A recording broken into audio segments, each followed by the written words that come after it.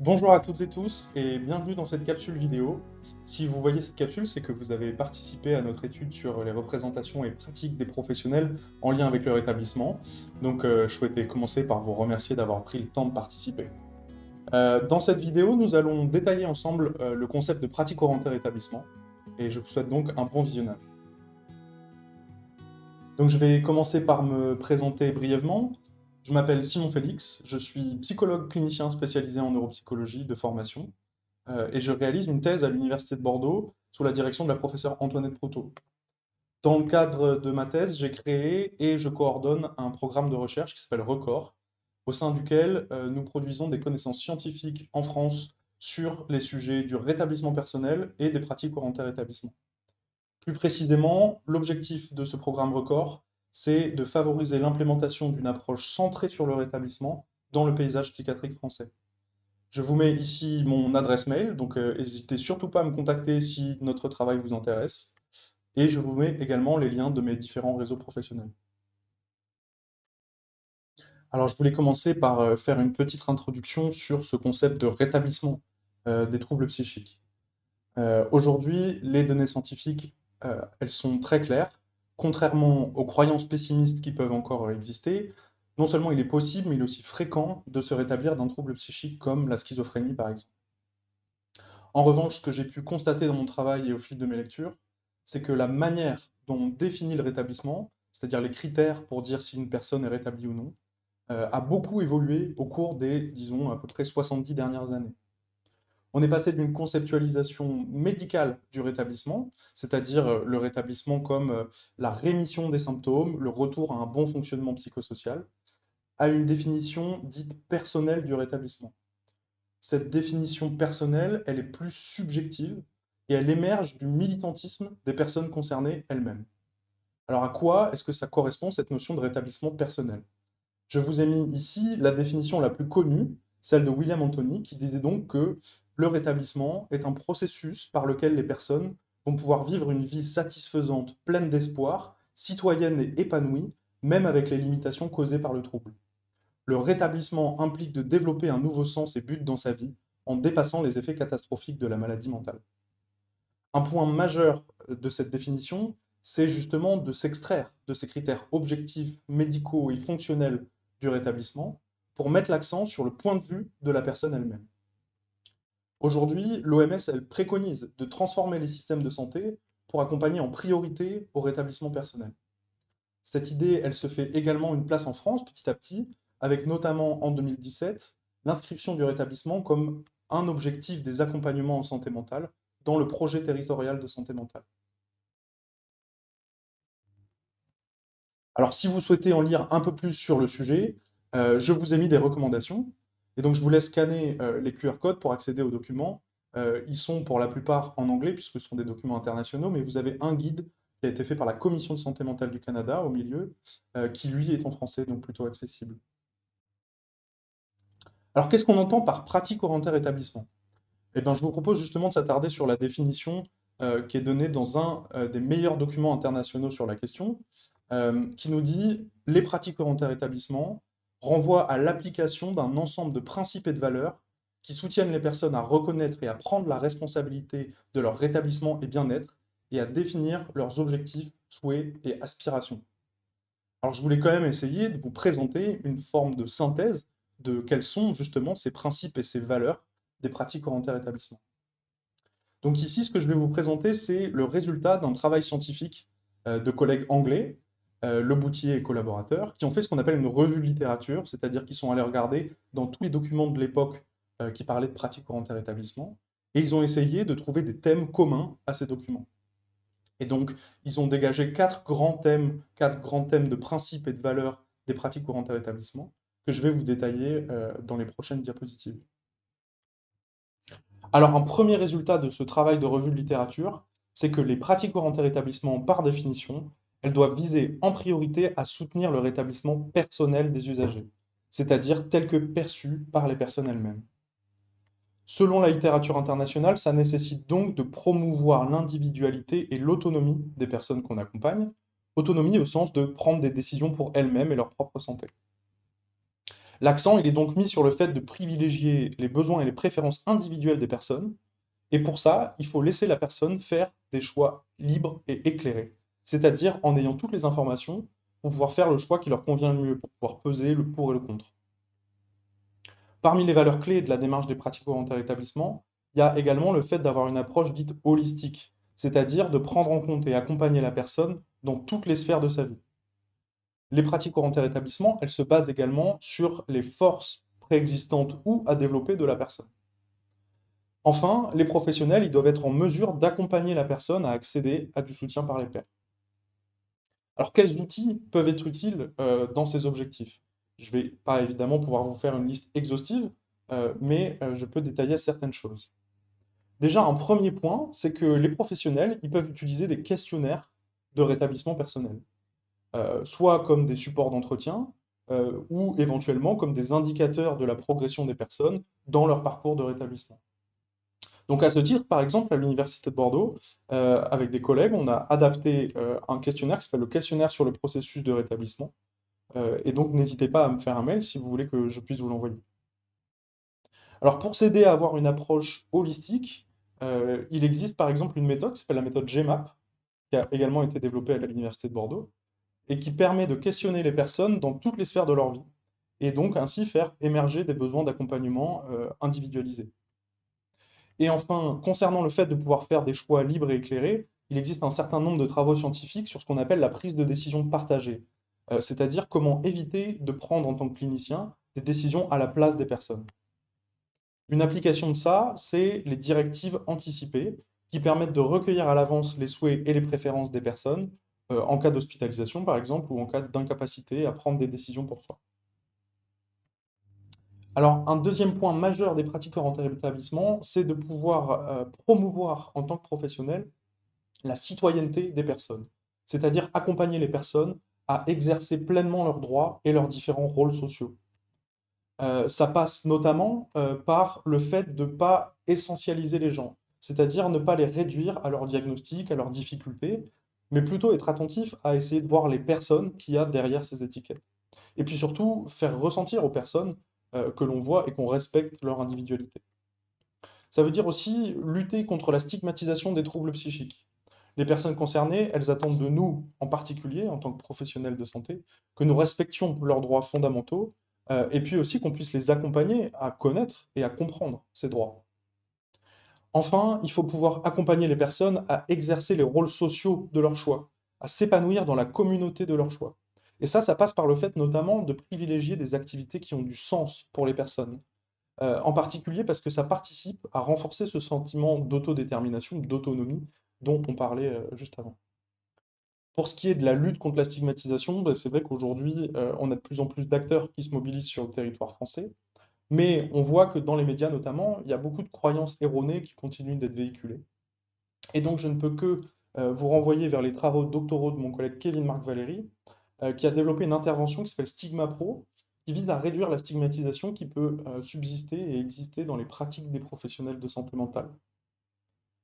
Concernant le respect des droits, on a quand même beaucoup de ressources aujourd'hui, notamment la Convention internationale pour le droit des personnes handicapées, qui a été ratifiée par la France et qui a un outil formidable pour connaître et faire respecter ces droits. Et puis, il existe aussi des programmes de certification pour les établissements. Je pense notamment au programme Quality Rights de l'Organisation mondiale de la santé, qui permet de faire le point sur ces questions de respect des droits dans une structure donnée pour les structures volontaires. Et puis, en termes d'outils concrets pour les professionnels, il y a aussi les documents édités par le Psychom, qui sont des ressources très bien faites pour informer sur les droits. Et également des outils comme les directives anticipées dont on a parlé juste avant. Pour ce qui est de promouvoir des activités qui ont du sens pour la personne, il y a des outils comme les plans d'accompagnement personnalisés, je cite Revim, reprendre sa vie en main. Et ces plans sont à voir comme des supports pour aider les personnes à exprimer leurs besoins, leurs préférences et leurs objectifs personnels. Et enfin, pour l'inclusion sociale, il faut essayer en tant que professionnel de faire du lien, évidemment, avec les différents acteurs locaux, les associations, les dispositifs d'aide à l'emploi, au logement, les conseils locaux en santé mentale notamment. Alors, un troisième élément essentiel qui a très vite été évoqué par les personnes concernées elles-mêmes dans ces travaux scientifiques-là, c'est comment est-ce que la relation d'aide entre le professionnel et la personne peut elle-même être mise au service des parcours de rétablissement. Et donc, il y a eu un certain nombre de travaux qui se sont intéressés à qu'est-ce que les personnes concernées identifient comme utile pour leur rétablissement dans les relations de travail avec les professionnels. Un premier point essentiel qui est ressorti de ces réflexions, c'est qu'il est absolument indispensable de reconnaître et de valoriser l'expertise que les personnes ont du fait de leur vécu des troubles psychiques. Et on appelle ça le savoir expérientiel. Les personnes sont mieux placées que les professionnels pour savoir ce qui est bon ou fonctionne pour elles. L'intérêt, c'est que le savoir clinique académique des professionnels, il est complémentaire de ce savoir expérientiel et il faut donc chercher à construire des relations de travail qui soient plus horizontales, plus symétriques, pour que ces deux types de savoir puissent travailler ensemble. L'idée, c'est de devenir des partenaires du soin, de construire des partenariats, plutôt que d'être des administrateurs dans les accompagnements. Et puis après, il y a la question du contenu de la relation d'aide. Les personnes concernées disent que ce qui les aide à se rétablir, c'est que cette relation soit source d'espoir pour le rétablissement plutôt que de pessimisme, et entre autres que les professionnels soient très attentifs à promouvoir l'autonomie et l'autodétermination des personnes, plutôt que de chercher à être dans le contrôle de leurs décisions. Alors je voulais vous partager le travail de collègues américains sur cette question. Ils se sont demandé comment est-ce qu'on construit ces relations de travail en psychiatrie et comment est-ce qu'on pouvait essayer de les mettre au service du rétablissement. Ce qu'ils disent, c'est qu'on fonctionne souvent comme ce qui est décrit sur la figure de gauche. C'est-à-dire que les personnes viennent nous voir, nous les soignants, avec des problèmes, que ce soit des symptômes, des gènes, des limitations qu'elles rencontrent au quotidien. Et nous, en tant que professionnels, nous sommes fait la spécialité d'évaluer ces problèmes, par l'évaluation clinique, en utilisant un certain nombre d'outils, de mesures, etc., pour pouvoir proposer aux personnes des solutions adaptées à ce problème spécifique, parmi notre catalogue de solutions adaptées. L'idée, c'est que la personne va pouvoir suivre le traitement qu'on lui conseille et que ça permettra au problème de ne plus en être un. Sauf que ce que disent ces auteurs, Davidson et collaborateurs, c'est que quand on fonctionne de cette manière, on prive la personne de son agentivité, de son autodétermination, justement. On la place dans une position de passivité.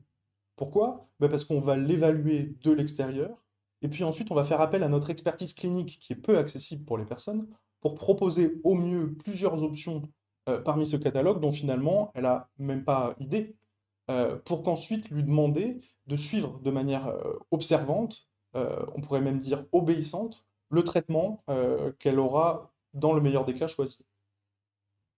Et bien ça, les personnes disent que ça n'aide pas au rétablissement personnel.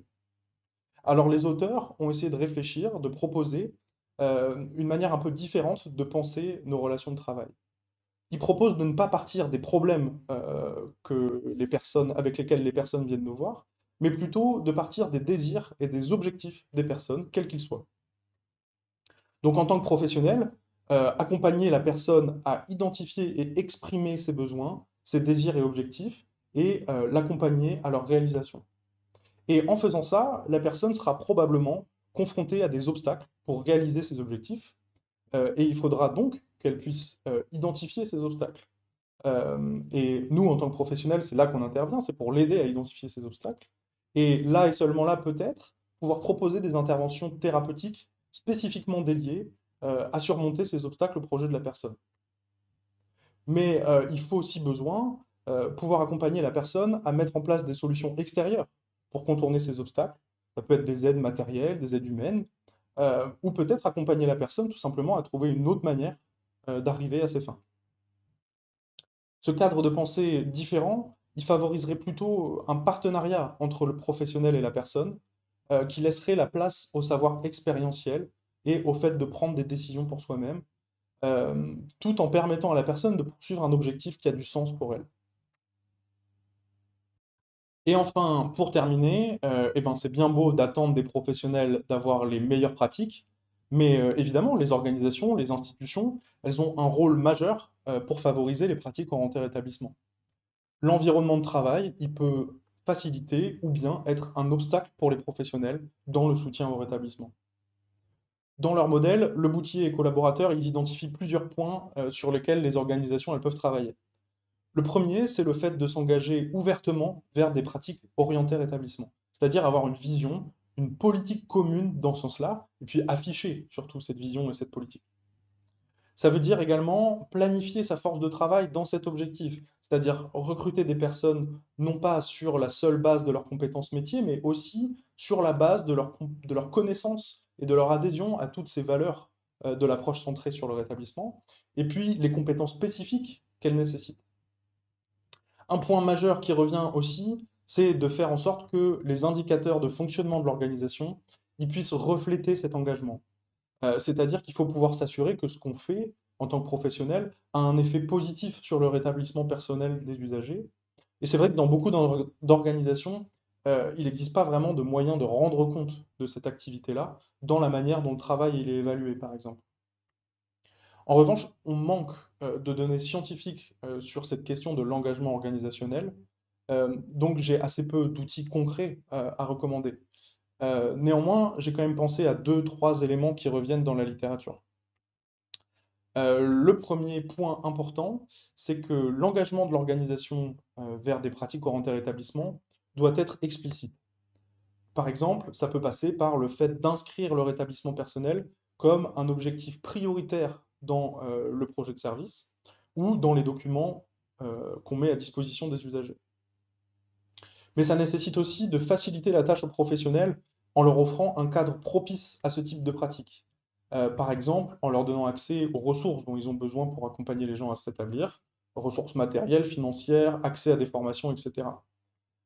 Mais surtout, avoir des pratiques orientées rétablissement, ça nécessite beaucoup de flexibilité pour pouvoir s'adapter aux besoins spécifiques des personnes qu'on accompagne. Et donc, ça veut dire aussi que avoir un encadrement, une hiérarchie qui favorise cette flexibilité plutôt qu'un cadre rigide, eh ben, c'est positif pour les pratiques orientées rétablissement. Enfin, un point extrêmement important, c'est de maximiser l'implication des personnes concernées à tous les niveaux de l'organisation. Ça veut dire co-construire l'offre de soins de la structure avec la personne, impliquer les personnes concernées dans l'évaluation de cette offre de soins et des professionnels, et puis bien sûr, employer des personnes concernées au sein de l'organisation. Alors je pense évidemment aux pairs aidants professionnels, mais ça peut évidemment aller bien au-delà de ça. Alors je voulais terminer cette présentation en prenant un exemple concret. L'exemple concret que j'ai choisi, c'est une personne qui souhaiterait arrêter un traitement neuroleptique qu'elle prend depuis des années. Et je voulais qu'on puisse réfléchir ensemble à qu'est-ce que serait une pratique orientée rétablissement dans cette situation spécifique. Alors, je prends volontairement cette question que je sais être assez, disons, épineuse, parce que je trouve qu'elle reflète bien comment les principes de l'approche centrée sur le rétablissement peuvent guider notre action en tant que professionnel. Alors, commençons par la question des droits. La loi Kouchner du 4 mars 2002 est très claire. Elle dit, et je vais vous la lire, aucun acte médical ni aucun traitement ne peut être pratiqué sans le consentement libre et éclairé de la personne, et ce consentement peut être retiré à tout moment. Le médecin doit respecter la volonté de la personne après l'avoir informé des conséquences de ses choix. Si la volonté de la personne de refuser ou d'interrompre un traitement met sa vie en danger, le médecin doit tout mettre en œuvre pour la convaincre d'accepter les soins indispensables. Alors ça rejoint le deuxième point, qui va être la notion de choix libre et éclairé. C'est-à-dire qu'il faut fournir à la personne toutes les informations nécessaires pour qu'elle puisse faire son choix en connaissance de cause. En l'occurrence, dans notre exemple, imaginons que l'arrêt du traitement ne constitue pas un danger immédiat pour la vie de la personne. Eh bien alors le professionnel devra informer la personne des potentielles conséquences négatives que pourrait avoir l'arrêt d'un traitement, et puis surtout l'accompagner dans une procédure d'arrêt qui soit basée sur les preuves et qui minimise les risques pour sa santé. En ce qui concerne la relation de travail, le professionnel doit chercher à comprendre les raisons qui poussent la personne à exprimer ce besoin et puis reconnaître la valeur de son vécu. Au lieu de décider pour la personne ce qui est bon pour elle dans cette situation, le professionnel peut chercher à promouvoir l'autonomie de la personne en lui donnant par exemple des conseils pour que cet arrêt se passe au mieux, l'aider peut-être à identifier d'autres alternatives à l'arrêt du traitement, lui conseiller des ressources comme des groupes de pairs avec qui elle pourra discuter de ces questions, ou encore mettre en place un soutien hebdomadaire à domicile par exemple. Enfin, l'organisation aussi peut faciliter ce processus. Par exemple, en ayant clairement inscrit le droit à refuser un traitement dans les documents qu'on donne aux usagers, en offrant la possibilité aussi que cette décision médicale elle puisse être discutée et partagée collectivement entre les professionnels, pour que la responsabilité ne soit pas individuelle, mais qu'elle soit partagée. Ou encore en offrant des conditions de travail propices à pouvoir prendre le temps d'accompagner correctement les usagers dans ce type de décision. Pour conclure, les pratiques orientées rétablissement, elles sont vraiment au cœur de l'évolution de la psychiatrie dans le monde, mais aussi en France. Les pratiques orientées rétablissement, c'est quelque chose qui émane des personnes concernées elles-mêmes. Et donc, pour ne pas trahir le discours de ces personnes, c'était important pour moi de pouvoir un peu rentrer dans la complexité de ce sujet qui mérite, je trouve, qu'on prenne le temps, alors qu'il fait si souvent l'objet de nombreux raccourcis. Comme j'espère vous en avoir convaincu, accompagner les personnes dans leur parcours de rétablissement, ça nécessite souvent des transformations de fond, à la fois dans les pratiques des professionnels, mais aussi dans le fonctionnement de nos organisations. Et puis évidemment, il y a de nombreuses perspectives de recherche qui s'ouvrent par rapport au rétablissement et aux pratiques orientées rétablissement, particulièrement en France, où on n'est pas nombreux à faire de la recherche là-dessus. Nous, en ce moment, on travaille sur la question des représentations et des pratiques des professionnels français sur ces questions. Donc, n'hésitez pas, encore une fois, à nous contacter si vous êtes intéressé par nos travaux. Et puis, j'ai hâte de revenir vers vous avec les résultats de notre étude. Donc voilà, j'espère que cette capsule, elle vous aura intéressé et qu'elle vous aura donné envie d'en savoir plus. Il me reste encore une fois à vous remercier et puis à vous souhaiter une excellente journée.